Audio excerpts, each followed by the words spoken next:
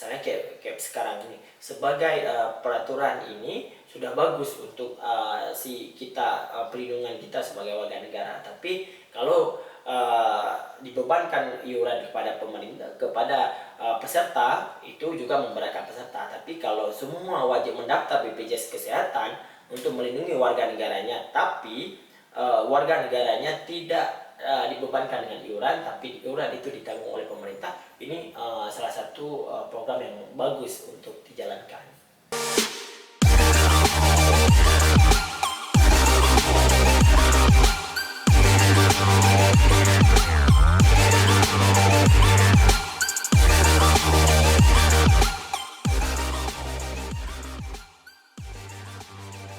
Halo, assalamualaikum. Ketemu lagi dengan kita di sini. Hari ini kita mau ngebahas tentang satu berita nasional yang cukup menghebohkan beberapa hari yang lalu, yaitu terkait kebijakan pemerintah untuk setiap masyarakat Indonesia harus punya kartu BPJS nih untuk bisa mendaftar SIM atau lain-lainnya. Gimana nih pendapat Bang Deddy terkait hal tersebut? Ya, beberapa hari yang lalu ya pemerintah Indonesia melalui instruksi Presiden ya, nomor 1 tahun 2022 tentang optimalisasi pelaksanaan jaminan kesehatan nasional, itu ada beberapa poin yang dibahas di situ ya. Instruksi ini dikeluarkan pada tanggal 6 Januari sebenarnya ya, tapi berlakunya beberapa hari yang lalu. Terus di dalam instruksinya meminta salah satunya Kepolisian Republik Indonesia ya, untuk setiap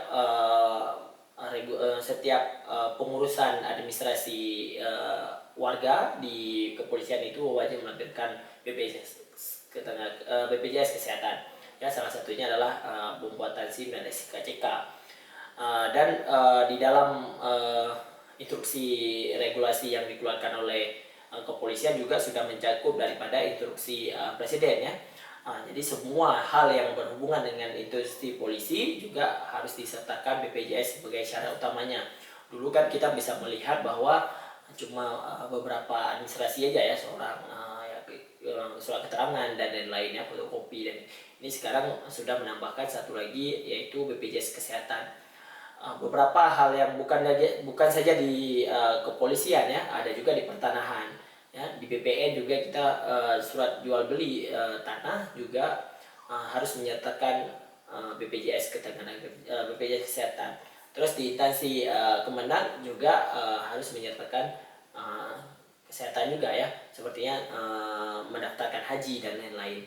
Terus bagaimana sih kenapa pemerintah sekencang ini membuat peraturan bahwa harus setiap warga negara itu harus mempunyai BPJS, terus harus aktif ya, bukan mempunyai saja ya, tapi juga harus aktif, dikarenakan kalau nggak aktif kan sama aja, tapi iurannya nggak masuk ya. Dan pemerintah juga di tahun 2022 juga membuat satu regulasi yang dimana tidak ada lagi pengkelasan di dalam BPJS Kesehatan. Jadi semua kelas sama, nggak ada lagi 1, 2, 3, jadi semua disatukan, sehingga di situ juga mengangkat iuran-iuran yang berbeda ya. Ya, alasan pemerintah membuat ini adalah di mana tertunggaknya semakin besar tertunggak iuran oleh peserta BPJS. Fenomena terbaru adalah di mana seseorang memerlukan BPJS, di situ keperluan, di situ mengurus ya kan, di situ mengurus. Ada juga bahwa sekarang ada peraturan BPJS bahwa anak baru lahir itu sudah terbebani dengan BPJS ya.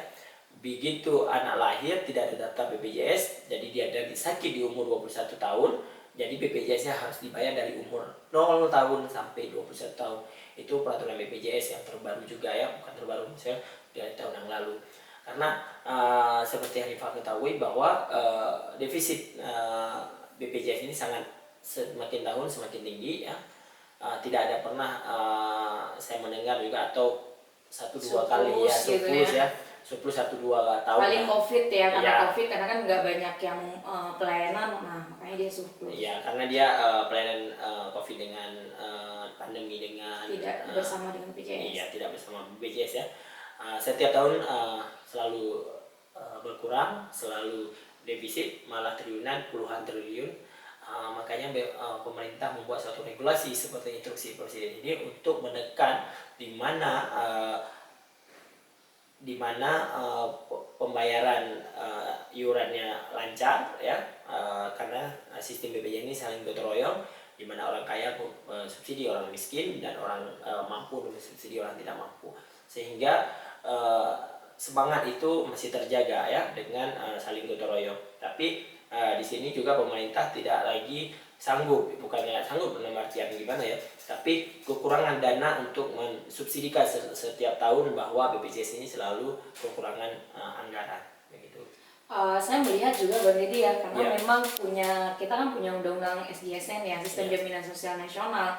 Nah, berpayung kepada undang-undang tersebut, makanya kebijakan ini bisa lahir gitu, Ya. bisa diterapkan bahwa setiap orang ya harus punya jaminan sosial yang mau dia berbayar atau dibayar pemerintah. Karena berpayung kepada hukum tersebut yang nomor 40 tahun 2004, makanya hal ini bisa dijalankan kan tetap gitu.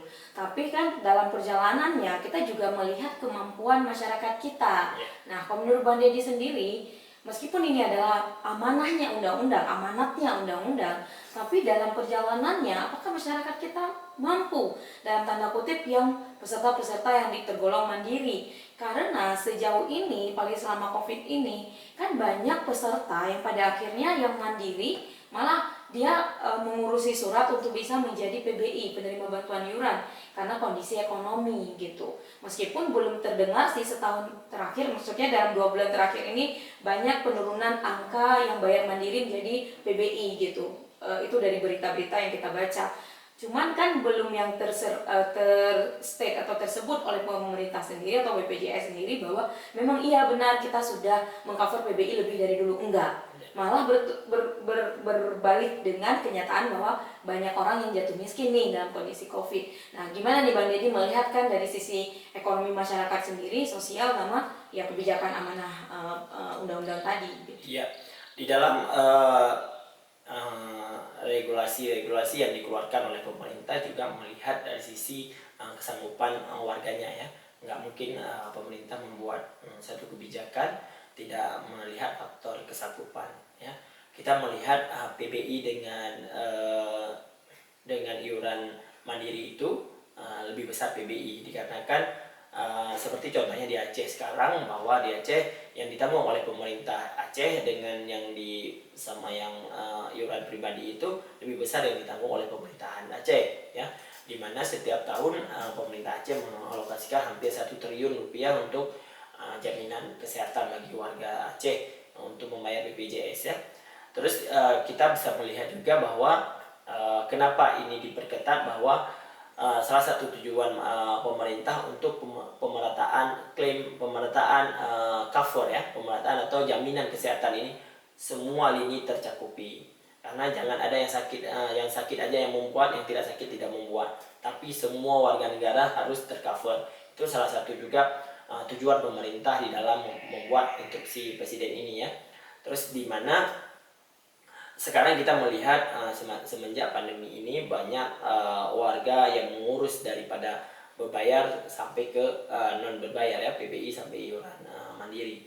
Itu dikarenakan memang faktor ekonomi sangat jatuh di kalangan beberapa orang kalangan, tapi itu tidak juga menyurutkan pemerintah dalam tidak menanggungnya ya, tetap menanggung dikarenakan setiap warga negara yang diamanahkan oleh undang-undang JKN tadi, bahwa setiap warga negara harus dijamin kesehatannya ya, pelindungan kesehatannya. Makanya pemerintah juga di sini bisa melihat membuat instruksi ini untuk serta-merta mengcover ya, melindungi warganya daripada kesehatan. Jangan sampai sakit dulu baru dia membuat kartu BPJS, atau sakit dulu dia baru berobat. Begitu kan, jadi sakit dulu dia baru membuat kartu BPJS ya, sehingga jauh hari pemerintah sudah membuat instruksi gini, tapi ya berulang lagi bahwa karakter masyarakat kita adalah harus dikasih suatu regulasi dengan menekan, bahwa baru dia bisa membuat ya. Karakter masyarakat kita adalah karakter yang harus ada punishment ya, harus ada sanksi di depannya, baru dia membuat kartu BPJS ini. Makanya sanksi ini sekarang ini adalah cukup banyak dalam pengurusan administrasi publik ya.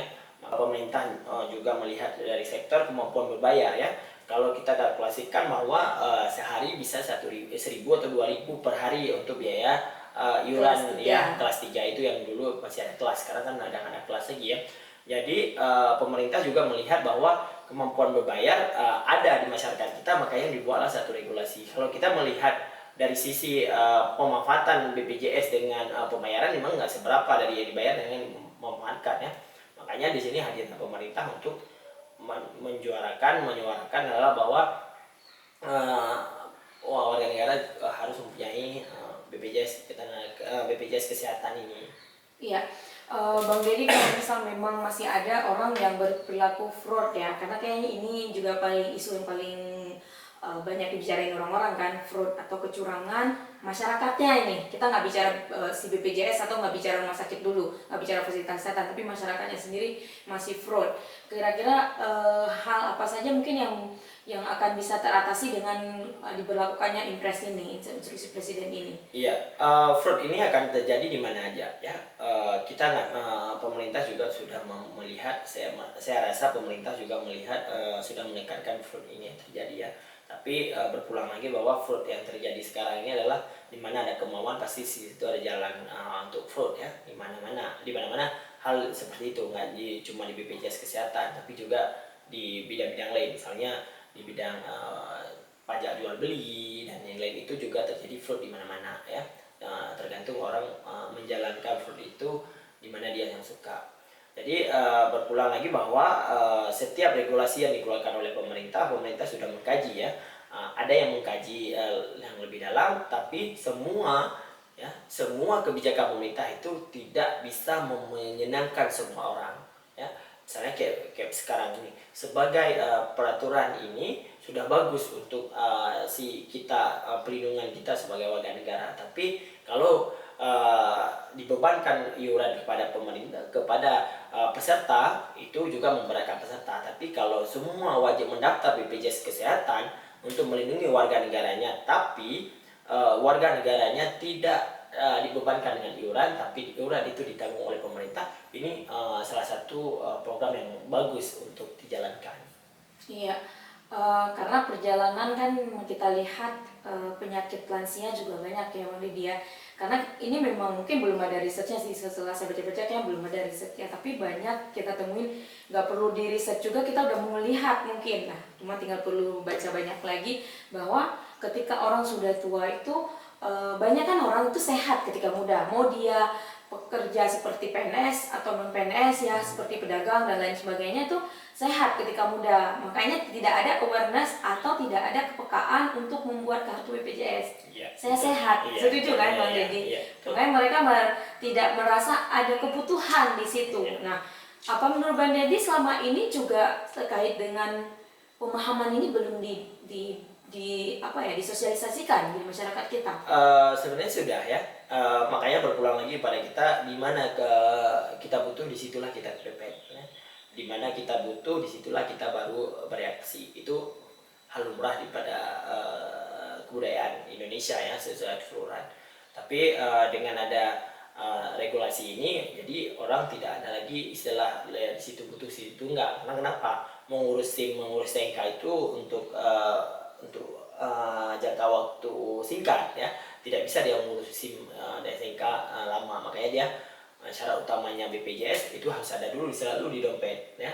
Jadi untuk ngurus SIM dan STNK ada BPJS dulu di dompet, kalau nggak bisa ngurus. Jadi mau tidak mau adalah masyarakat kita ada push untuk mendorong dia bahwa ini kalian harus ada baru ngurus ini. Jadi konsekuensi yang harus tepat bahwa BPJS ini harus ada dan BPJS ini untuk melindungi kita. Kita harus rubah dulu mindsetnya bahwa BPJS ini, pemerintah membuat BPJS kesehatan ini harus ada, bukan berarti semata-mata harus iuran tadi belum bayar pribadi, tapi harus juga pemerintah menjamin bahwa iuran yang dibayar oleh pemerintah ya, bantuan iuran tadi yang kita bahas. Jadi pemerintah juga harus memikirkan ya, setiap yang mendaftar tidak dialihkan kepada yang berbayar, tapi dia dialihkan kepada yang tidak berbayar. setuju sih. Mungkin sebelum kita tutup Bang Didik, mungkin kayak wrap up ya, bungkus gitu dari hal ini apa ya? Yang bisa kita petik daripada ini adalah pemerintah sudah menjalankan konstitusinya ya, yang di dalam undang-undang DJSN, bahwa setiap warga negara berhak untuk mendapatkan fasilitas kesehatan. Dengan membuat suatu regulasi ini, saya melihatnya, membaca di regulasi ini adalah setiap warga negara harus punya BPJS untuk mengurus SIM dan STNK dan naik haji. Itu dikarenakan pemerintah maunya bahwa semua warga negaranya tercover dan terlindungi oleh suatu asuransi. Makanya pemerintah membuat suatu regulasi yang begini, karena pemerintah juga melihat melihat sisinya adalah masyarakat kita harus ada sanksi baru dia membuat suatu yang dikatakan adalah amanah undang-undang tersebut. Benar, karena kadang-kadang orang kelabakan ya Bang Deddy ketika dia sakit. Mungkin Bang Deddy yang jauh berpengalaman menghadapi orang-orang sakit yang sebutlah kita di Aceh punya DKA pada zaman itu, tapi kalau di daerah lain dia tidak punya kepesertaan suatu jaminan sosial apapun itu, dia sakit dan ya sudah gitu, jual harta dan lain sebagainya. Bahkan mungkin sekarang masih terjadi hal kayak gini kalau orang Aceh berobat ke luar negeri ya, dan dia jatuh miskin ya. Itu ya teman-teman, semoga bisa sedikit mencerahkan tentang kebijakan atau impres dari presiden baru-baru ini terkait kepemilikan kartu BPJS atau kepesertaan negeri jaminan kesehatan nasional.